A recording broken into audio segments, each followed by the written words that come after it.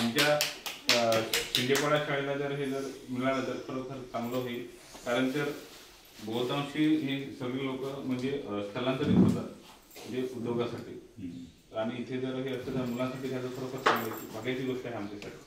तर तुम्ही यापुढे हे असेच आमच्या शाळेवरती तुमचं प्रेम राहू द्यात सर, आणि असेच तुमचे विजिट राहू द्यात.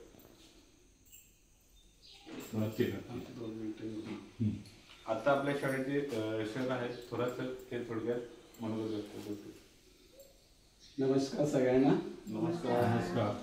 आलेल्या ह्या ठिकाणी जे मान्यवर आहेत, पहिल्या सुरुवातीला आम्ही सरांचं आणि मॅडमशी आमचं हितगुज झालेलं होतं, बोलणं पण बऱ्याच झालं होतं, आणि ह्या ठिकाणी आपण ही टीम घेऊन आलात तर सर्वप्रथम मी तुमचे आभार मानतो. आणि नुसतं रिकामे हाती तर आलेले नाहीत, तर आपल्यासाठी वह्या वगैरे घेऊन आलेले आहेत, पण तुमच्यासाठी मुलांसाठी सगळ्यात आवडता म्हणजे खाऊ सुद्धा तुम्हाला आवडणारा घेऊन आलेले आहेत. मुलांना खूप खरंच सर तुम्ही बोलून गेले आणि मुलांना उत्सुकता लागली होती की सर ते साहेब कधी येणार आहेत, साहेब कधी येणार आहेत. म्हटलं येणार आहेत, नाही बोलतो आपल्याला तेच वस्तू घेऊन येणार आहेत, अशी उत्सुकता लागली होती. आणि आज सकाळपासून तर खूपच आतुर झाले होते, आणि ह्या ठिकाणी तो क्षण आलेला आहे. आणि आम्ही सर्वप्रथम ह्या ठिकाणी जे मुलं शिकतात, आमच्याकडे 33च मुलं आहेत सध्या, 1 ते 4 इयत्ता आहेत, आणि सर्वचे सर्व मुलं ही आदिवासी आहेत, कारण हा एरियाच ट्रायबल आहे आणि पूर्ण एसटीच आहे 100% मुलं. आणि मुलांची प्रगती छानच आहे, फक्त इथे काही गोष्टी ज्या शासनाच्या दृष्टीने पुरवायला पाहिजे तर त्या पुरवल्या गेल्या नाहीत. अगोदर होत्या तर काही अपकार कार्याने त्या डिलीट झाल्या, म्हणजे मीटर होता आमच्याकडे, पण ते नोंदणी नसल्यामुळे त्यांनी ते तोडून नेला. आम्ही 7-8 वर्ष वापरला पण बिलच येत नव्हतं. मग ते आले का नाही बिल येत, तर मग त्यांनी सांगितलं की आम्ही हा मीटर देतो, तुम्ही प्रकरण परत करा.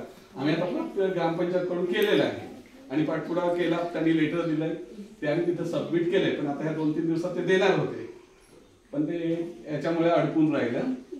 तर सरांची कुठली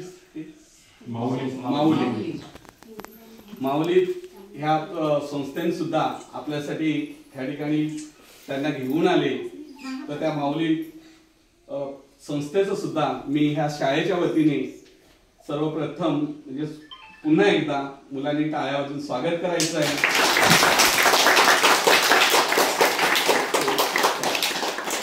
तर आम्ही तुम्हाला ग्वाही देतो की तुम्ही ज्या ज्या गोष्टी आम्हाला पुरवणार आहेत किंवा देणार आहेत त्या गोष्टीचा आम्ही पुरेपूर ह्या मुलांसाठी फायदा करून देणार आहोत, आणि निश्चितच मुलांची प्रगती होईल आणि ही मुलं पुढील शिक्षणासाठी एकदम तरबेज होऊन जातातच. जिथून आम्ही इथे ह्या ठिकाणी आलोय त्या दिवसापासून इथली प्रगती तर आहेच, आणि इथली मुलं पूर्वी ना बघितलं तर 8वी-9वीला गेली की तिथंच त्यांचं शिक्षण स्टॉप व्हायचं, पण आता मी इथे 12 वर्ष झाली, तर 12 वर्ष झाल्यानंतर आता ती मुलं 12वी ओलांडून गेलेली आहेत. नाही तर पूर्वीचं शिक्षणाचं बघितलं तर फारच मध्येच गळती व्हायची. 8वी ते 10वीला गेली की पुन्हा पुढे जायचेच नाही, मग इकडेच कुठेतरी वेट बिगारी, कुठेतरी इकडे तिकडे जाणार. एकदम जवळ आहे, काय 2 किलोमीटरचा अंतर आहे इथून, एकदम मधूनच रस्ता आहे. पण आता परिस्थिती बदललेली आहे, आणि ह्या मुलांच्या शिक्षणाच्या दृष्टीने ज्या काही सुविधा होत्या त्या आपल्या मार्फत जर पुरवल्याच तर खूपच छान होईल. आणि तुम्ही पुरवणार आहेत, परत दुसऱ्यांदा आलेले आहेत, म्हणजे आम्हाला ती आशा आहेच एवढे. आणि आताच ते मागचे जे सर होते ते आपले गेले, ते रिटायरमेंट होते, ते इथं तात्पुरती ऍडजस्टमेंट केली होती मुलांचं नुकसान होऊ नये म्हणून गव्हर्नमेंट. आणि आता नव्यानेच जे टोपले सर आलेले आहेत ते माझे सिनियर्स आहेत, आणि त्यांनी आता 2 दिवसापूर्वी चार्ज इथला स्वीकारलेला आहे, आणि ते आता परमनंट इथे आलेले आहेत, म्हणजे आता इथं आम्ही दोघे परमनंट आहोत.